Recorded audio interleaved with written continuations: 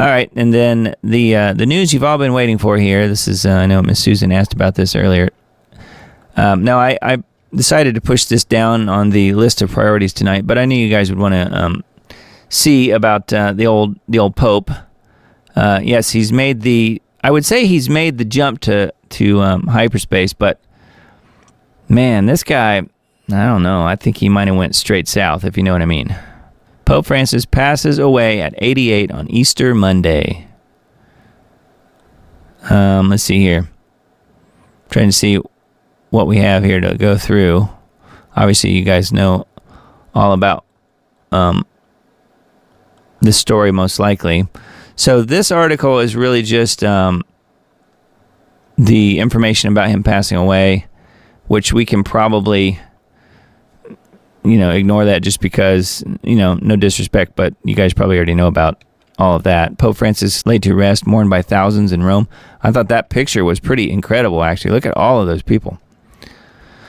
World leaders, refugees, and cardinals alike mourned Pope Francis at his Saturday funeral mass.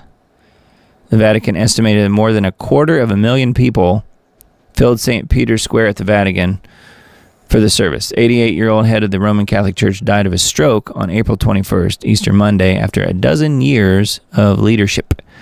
Died of a stroke officially, I guess, was the outcome. I didn't know if you guys knew about that. Before the Mass, uniformed pallbearers carried Francis's simple wooden coffin from St. Peter's Basilica, where his body had lain in state, to the square outside. Cardinals lined the basilica's central aisle until the Pope's coffin passed through. So yeah, he apparently has requested not to be buried there at the Vatican. So I guess he's going to be buried elsewhere, which is kind of interesting. And then this is talking about the funeral, some of the goings on at the funeral. What else happened at the funeral? U.S. President Trump and Volodymyr Zelensky sat down for a one-on-one meeting inside St. Peter's before the funeral. Yes, we're going to look at that a little bit closer in a second. Zelensky said, and they had a productive discussion. They also spoke with Macron and Keir Starmer. So yes, it did look like it was very interesting. So we'll look at that here in just a second as well. As far as the old the meeting of the minds there between Trump and Macron and Zelensky and those guys. So lip reader reveals Trump's Vatican demand to Macron. Lip reader. But I think they're probably right, just based on what happened here. The French president was sidelined during a meeting at the Vatican, according to video footage. U.S. President Trump allegedly told his French counterpart Emmanuel Macron to step aside before proceeding to a one-on-one conversation with Zelensky, according to a professional lip reader cited by the British media. The impromptu meeting took place on the sidelines of Pope Francis's funeral on Saturday. Footage from the Vatican showed Zelensky walking toward the seating area with Trump glancing back several times, seemingly expecting the French leader to join. 3 chairs were set up, suggesting plans for a three-way discussion. As the French president approached, meaning Macron, Zelensky greeted him warmly with a smile and a hand gesture. However, just moments later, a staff member discreetly removed the third chair. It's too bad they didn't yank out the third chair right as he was getting ready to sit in it, and then he would have fallen down on his brains. A staff member discreetly removed the third chair. Footage showed Trump gesturing firmly, signaling that the conversation would proceed strictly between him and Zelensky, while Macron eventually stepped back. So, and here's a video here. Speaking to The Sun on Sunday, Nicola Hickling, a British entrepreneur specializing in lip reading, how about those credits, and an expert witness, reports describing the exchange. Donald reaches his hands out, both of them, and brings them toward him, she said. Trump then reportedly told Macron, quote, "You are not in the right here. I need you to do me a favor. You should not be here," end quote. Wow. According to this lip reader here, Hickling, Zelensky then nods in agreement, and the vicar, who is in front of the camera, turns his head to the side looking worried at what he has just heard between them. That's this guy, I guess, the vicar. French diplomatic sources have played down the frosty exchange, insisting that Macron had no intention of joining the discussion. People have got their brains in a twist over the third chair it was supposed to be for the interpreter. Remember, Zelensky kind of speaks English. And where is the interpreter? I don't see him. This is the vicar. Sounds very suspicious to me. Says it was supposed to be for the interpreter, but in the end, it was turned into a tete-a-tete. An unnamed source told the Telegraph. So that's pretty funny. I guess that's probably what happened. I don't know. Who knows? We're depending on the lip reader here. But I think the lip reader's probably right. Just based on the video, and the video is pretty clear, seems to me. And, if you forgot, though, then I wanted to remind you of what Zelensky and Macron really think about each other. You remember this? Awkward. That is Macron. This is not an AI picture. This is a real picture, you guys. This is Macron giving Zelensky the old Biden sniff. It looks like. And Zelensky's okay with it, apparently. Anyway. Enough said. All right, then Leo Hohmann, his website, Francis the Divider is dead. Look for his successor to be portrayed as somewhat more conservative and less controversial. So says Leo Hohmann.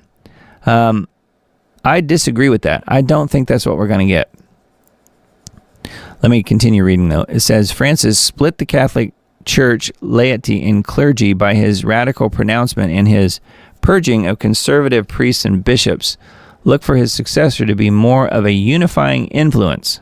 I think that's hopium, if you ask me. The Argentine Jesuit Bergoglio, a.k.a. Pope Francis, died Monday morning. The Vatican announced he was 88. Died from stroke. Says below is my analysis, including what to look for as the Vatican chooses the next pope 2 to 3 weeks from now. So yeah, they're going to have the big conclave, and they'll have the colored smoke and all that stuff like they did last time. But here's what I wanted to actually point you to. Now, note, this was Leo Hohmann, and I do like Leo's work. However, I think in this particular case, this other Leo may know a bit more. And this is Leo Zagami's website. CCP allocates billions to the conclave for the cardinal with Chinese ancestry, positioning him against contender and WEF African Cardinal Peter Turkson. So what Leo Zagami here is saying is that these two guys here are the main people in the running.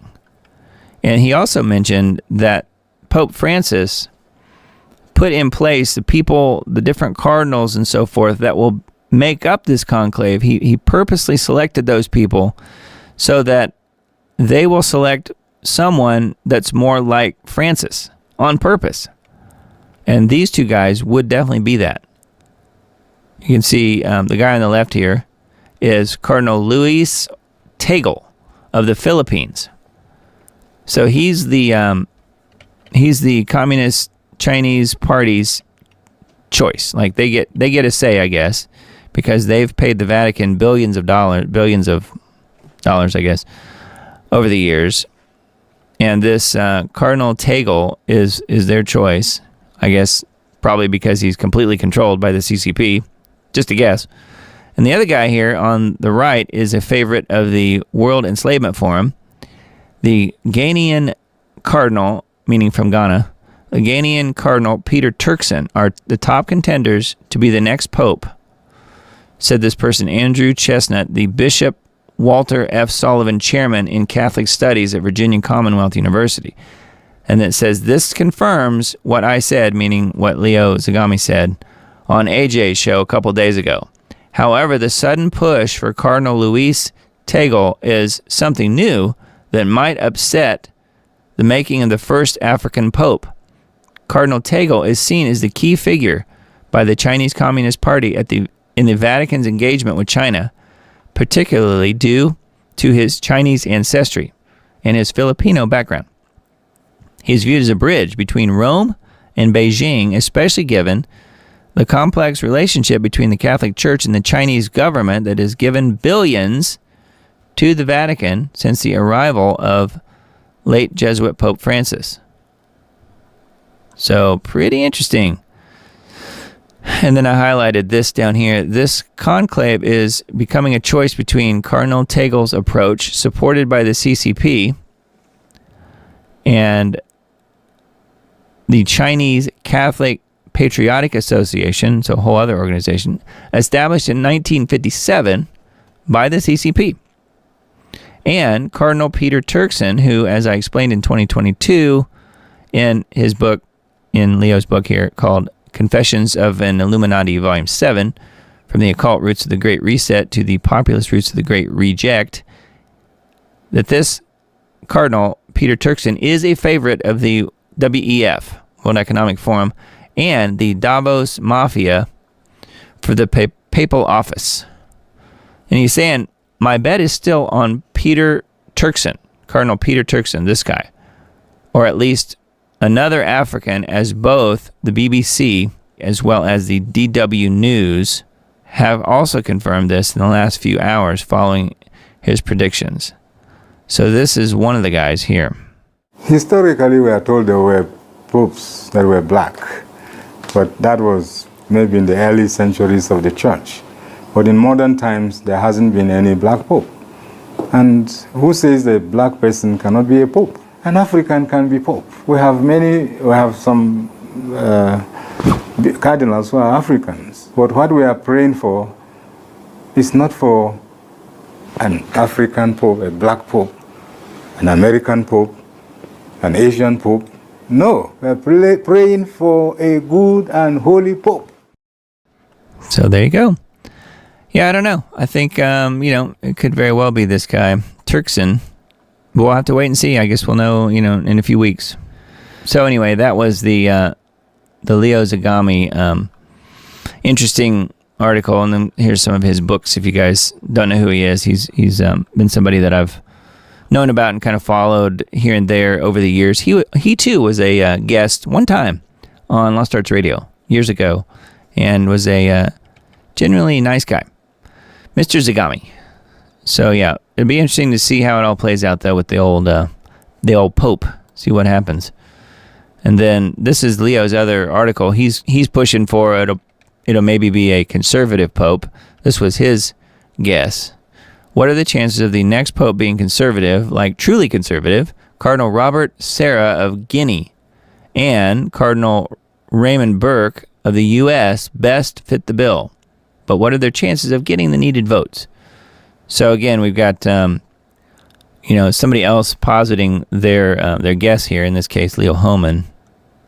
So he's hoping that will be somebody that will be a lot less like Pope Francis. But I don't know. I tend to think that Francis probably put in place his people so that they would choose somebody that's more like him versus somebody like this.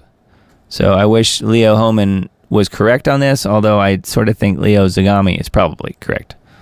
They want somebody more like that fits the bill for the World Enslavement Forum or the CCP or whatever. That just makes total sense.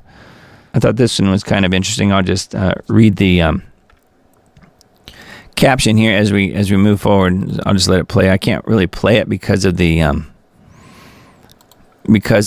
music in it, but it says King Charles and Queen Camilla have heavy hearts after the Pope's death. King Charles and Queen Camilla say that they are deeply saddened to hear that Pope Francis has died. All right, and then he doesn't look too good there, does he? That must have been just hours or a day or so before he passed away. In a statement, their majesties say they have heavy hearts, that they are somewhat eased that the Pope could share an Easter greeting with the world. King and Queen have also paid tribute to his compassion and tireless commitment to the people of faith. I don't think I would put it that way, would you?